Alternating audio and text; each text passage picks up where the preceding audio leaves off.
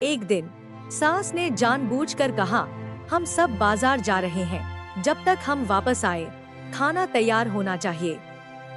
रानी ने घबराकर सिर हिला दिया।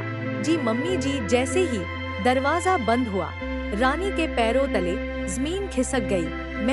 मैं क्या बनाऊंगी? उसकी आवाज कांप रही थी। रानी बावर्चीखाने में गई। वहाँ सब कुछ रखा था, सब्जियाँ, दाल, मसाले, आटा, लेकिन रानी के लिए वो सब नया था। उसने एक सब्जी उठाई, फिर दूसरी, समझ ही नहीं पाई कौन सी पहले कटेगी, कौन सी बाद में। घबराहट में उसने सब्जियों को उल्टा पुल्टा काटना शुरू कर दिया। फिर उसकी नजर दाल पर पड़ी।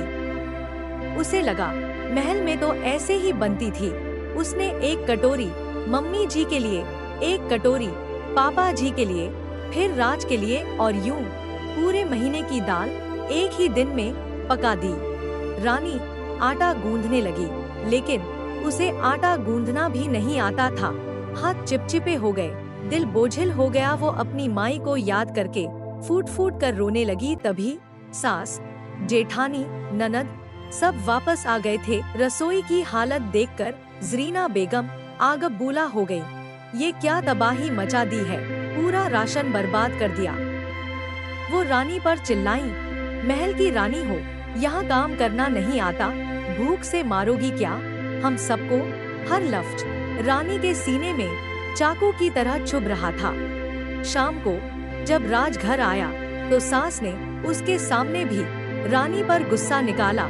देखो अपनी बीवी को एक काम ढंग से नहीं आता। रानी सिर झुकाकर बोली, मुझे माफ कर दो मम्मी जी, मुझसे गलती हो गई, मैं सीख जाऊंगी, प्लीज मुझे माफ कर दो। राज चुप खड़ा रहा। उसकी आंखों में आंसू थे, लेकिन हाथ बंधे हुए थे। उस रात रानी भूखी सोई और पहली बार उसे महसूस हुआ महल छूटना इतना दर्दनाक नहीं था जितना इज्जत का छूट जाना। पार्ट 6 देखने के लिए कमेंट्स करें।